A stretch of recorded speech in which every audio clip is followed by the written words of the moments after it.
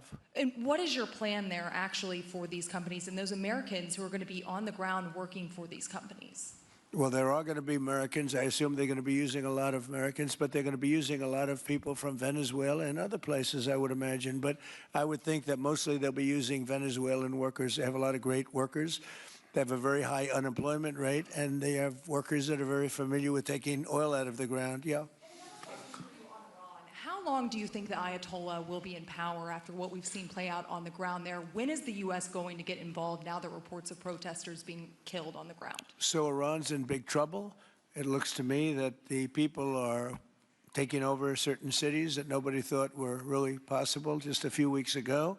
We're watching the situation very carefully. I've made the statement very strongly that if they start killing people like they have in the past, we will get involved. We'll be hitting them very hard where it hurts. And that doesn't mean boots on the ground, but it means hitting them very, very hard where it hurts. So we don't want that to happen. There have been cases like this where President Obama totally backed down. But this is something pretty incredible that's happening in Iran. It's an amazing thing to watch. They've done a bad job. They've treated their people very badly, and now they're being paid back. So let's see what happens. We're watching it. We're watching it very closely. Go ahead, please. Yes, go ahead. Thank you so much, Mr. President. Do you have any comments on reaction to the recent attacks by the Syrian government alignment groups against US-backed Kurdish forces in Aleppo, Syria, which killed dozens of civilians and displacing many families? Does your administration bring peace between the Kurds and the Syrian government? I want to see peace, yes, I do. The Kurds and the Syrian government, we get along with both, as you know, very well. They have been natural enemies over the years, but we get along both, and we want to see Syria succeed. And so far, I think they are succeeding, but this is just breaking out, and we want to see that stopped. Go ahead, please. You're meeting with the President of Colombia, Gustavo Petro, in a few weeks. Do you hope this meeting with Gustavo Petro marks a new chapter, a new beginning in the benefit of the U.S. and Colombia relations? What country? Colombia, with the President of Colombia, Gustavo Petro. I had a very good talk with him yesterday, and he's been very hostile to us and to the nation and to me, called me a dictator and lots of other things. Called Biden some terrible names, far worse than he called me.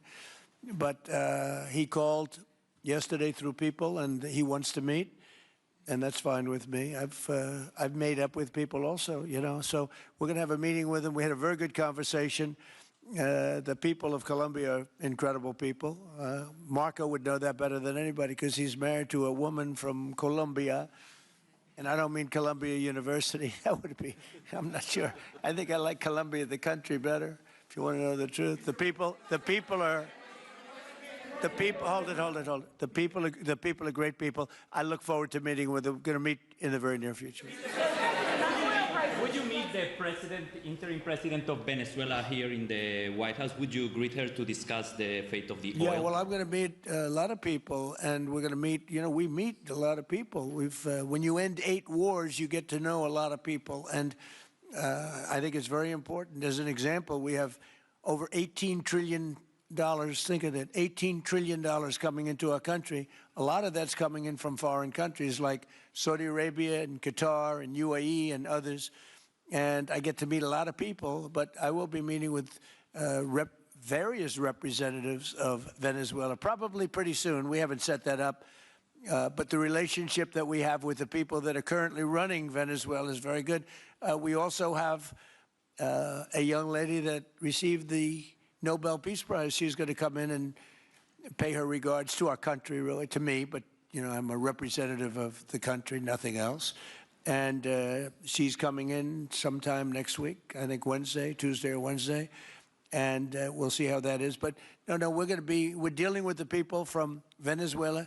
We're dealing with them very well. I think they've been very smart in the way they've dealt with us, frankly, because that whole place could have been obliterated with one more strike, and we didn't want to do that.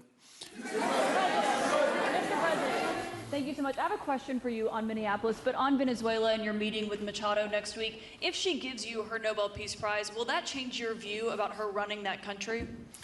Well, I have to speak to her. I mean, I'm going to have to speak to her. She might be involved in some aspect of it. I will have to speak to her. I think it's very nice that she wants to come in and That's what I understand the reason is, because Norway is very embarrassed by what took place. I mean, they're getting decimated. Look, whether people like Trump or don't like Trump, I settled 8 wars, big ones, some going on for 36 years, 32 years, 31 years, 28 years, 25 years, some just getting ready to start, like India and Pakistan, where already 8 jets were shot out of the air, and I got it done in rapid order without nuclear weapons.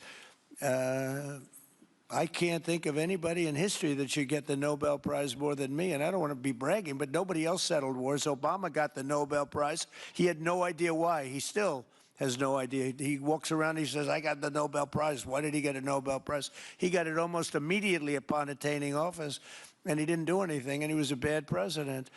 So, I mean, you should get the Nobel Prize for every war you stopped. These were major wars. These were wars that nobody thought could be stopped. President Putin called me, and he said about 2 of the wars that he's been trying to stop them for 10 years. He wasn't able to do it. He couldn't believe it. So in theory, you should get the Nobel Prize for every war you stopped. Every one of them was major. But I don't care about that. What I care about is saving lives. I've saved tens of millions of lives. You know, the Prime Minister of Pakistan came here, and he made a very public statement.